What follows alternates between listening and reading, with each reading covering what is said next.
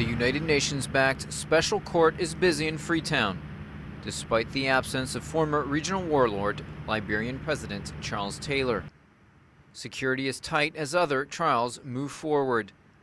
Journalists, mostly local, listen closely as Justice Julia Sebutinde recounts horrors committed by other commanders of fighting factions during the recent brutal violence. Furthermore, the evidence shows that when Kanu arrived at Afghan with Major Mines and Captain Kabila, he announced that it was time for the amputations to begin, and he would carry out the first amputation in order to set an example for the soldiers.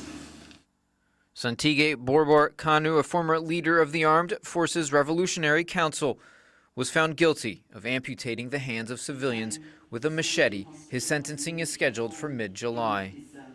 Many say attending the trials eases healing.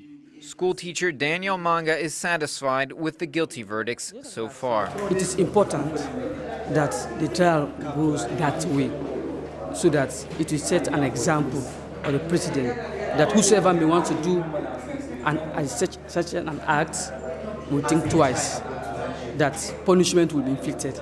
Extermination, a crime against humanity. But among those watching closely, student James Mansare hopes sentencing will not be too harsh. Even though they are going to punish them for what they have done, but actually we're all Leoneans and we are one. Actually, I would like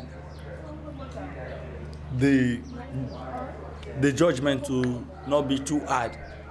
Let it be soft, because we're all Leoneans again. They are brothers.